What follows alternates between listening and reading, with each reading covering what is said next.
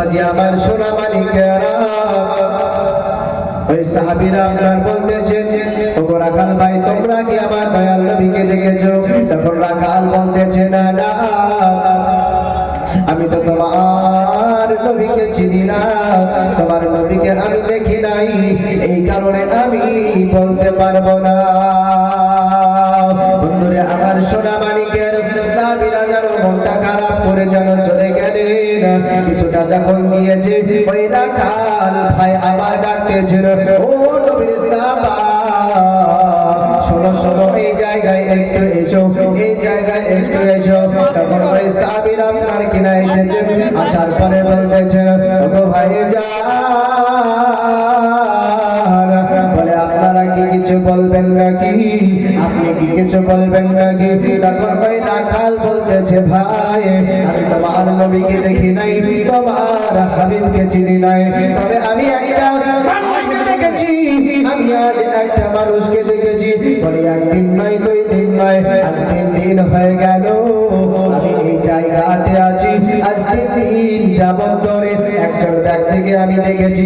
বলে ওই ব্যক্তি কোথায়? বলতেছে ওই ব্যক্তি হলো অমুক গুহার মধ্যে আছে, আর যেন তার ভারী আওয়াজে কান্না করতেছে। জোরে বলেন সুবহানাল্লাহ। আব্বাজি আমার সোনা মানিকেরা, তখন আপনার সাহাবী বলতেছে, ও ভাইজান, এইরকম তার ভারী আওয়াজে কোথায় কাঁদতেছে বলো?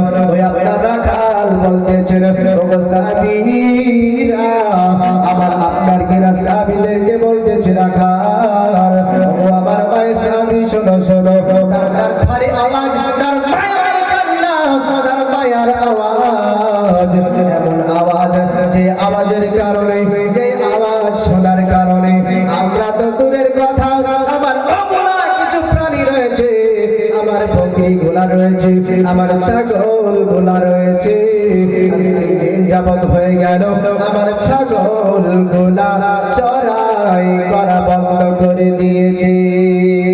জোরে বলেন সুবহানাল্লাহ। সুবহানাল্লাহ। মালিকেরা, সাহাবী বুঝতে পারলেন এরকম তার ভারী আওয়াজে, এইরকম মায়ার কান্না আমার দয়াল নবী মুস্তাফা ছাড়া আর কেউ কান্না করতে পারে না। আমার মায়ার নবী মুস্তাফা সাল্লাল্লাহু তাআলা আলাইহি ওয়াসাল্লাম ছাড়া এইরকম কান্না আর কেউ কাঁদতে পারে না। আব্বাজি আমার সোনা মানিকেরা, ওই সাহাবীরা যারা করে আমার দয়াল নবী মুস্তাফার কাছে চলে গেলেন।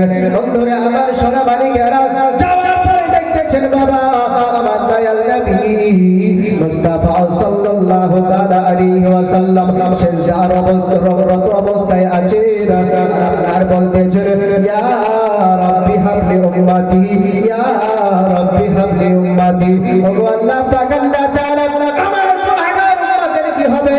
আমাদের কি হবে?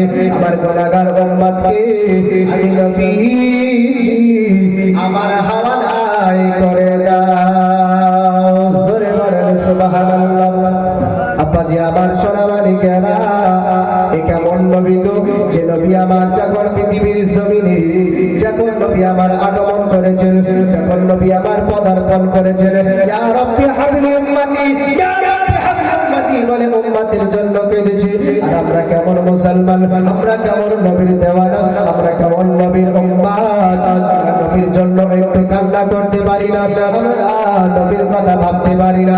বন্ধুরে আমার সোনা মানিকেরা, আমার আল্লাহ পাক, আল্লাহ তাআলা পবিত্র কোরআন পাকের মধ্যে জানিয়ে দিয়েছেন, ও আমার বান্দা বান্দি শুনে রেখে দাও, আমি আল্লাহ পাক, আল্লাহ তাআলা, আমাকে যদি ভালোবাসতে চাও, আমাকে যদি মহব্বত করতে চাও, তবে আমার নবীর ইত্তেবা করো, আমার নবীর অনুসরণ করো। জোরে বলেন সুবহানাল্লাহ। আব্বাজি আমার সোনা মানিকেরা, নবী পাক সাল্লাল্লাহু তাআলা আলাইহি ওয়াসাল্লাম হাদিস শরীফের মধ্যে জানিয়ে দিলেন, লা ইউমিনু আহাদুকুম হাত্তা আকুনা আহাব্বা ইলাইহি মিন ওয়ালিদিহি ওয়া ওয়ালাদিহি ওয়ান নাসি আজমাইন। পৃথিবীর জমিনে কেউ পূর্ণ ইমানদার হতে পারবে না যতক্ষণ পর্যন্ত না সে আমি নবী মুস্তাফা আমাকে ভালোবাসবে, তার পিতামাতার চাইতে বেশি, তার সন্তান আদির চাইতে বেশি, ওয়ান নাসি আজমাইন, পৃথিবীর সমগ্র মানুষের চাইতে বেশি, যতক্ষণ পর্যন্ত না ভালো আমি নবী মুস্তাফা মুস্তাফা আমাকে বাঁচতে পারবে, ওই ব্যক্তি পূর্ণাঙ্গ ঈমানদার হতে পারবে না। জোরে বলুন সুবহানাল্লাহ। আব্বাজি আমার সোনা বালিকারা, নবী পাক সাল্লাল্লাহু তাআলা আলাইহি ওয়াসাল্লাম কেমন ভালোবাসতে হবে তিনাকে, সাহাবায়ে কেরাম কেমন ভালোবেসেছেন। আপনাকে একজন বিখ্যাত সাহাবী, যেনার নাম হলো হযরতে আবু বকর সিদ্দিক রাদিয়াল্লাহু তাআলা আনহু।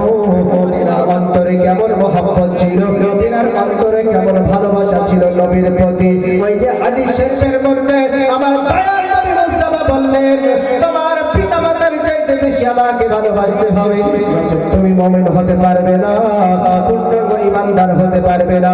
আজ আমার সোনা মানিকেরা, সাহাবীরা কেমন মহব্বত করেছে নবীর সঙ্গে, সাহাবীরা কেমন ভালোবেসেছে নবীকে, সাহাবীরা কেমন ইশক মহব্বত করেছে আমার দয়াল নবীকে। চলুন আপনাকে একটু বুঝিয়ে দিই বাবা। হযরত আবু বকর সিদ্দিক রাদিয়াল্লাহু তাআলা আনহু, হযরত আবু বকর সিদ্দিক রাদিয়াল্লাহু তাআলা আনহু আমার দয়াল নবীর দিকে আছেন। এক সময় যুদ্ধ সংগঠিত হয়েছিল, আর কাফেরদের দিকে, আবু জাহেলের দিকে, উতবার দিকে, সাইবার দিকে আপনার কিনা হযরত আবু বকরের সন্তান ছিল কাফেরের দিকে, আর আবু বকর ছিল আমার নবীর দিকে।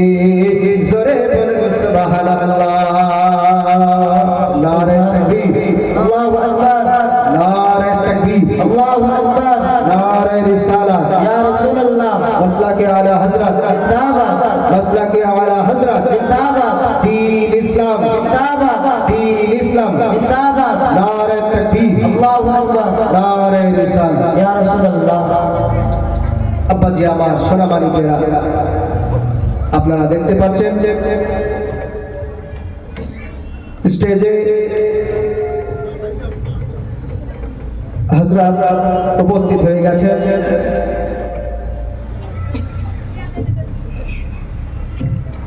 তাই এরা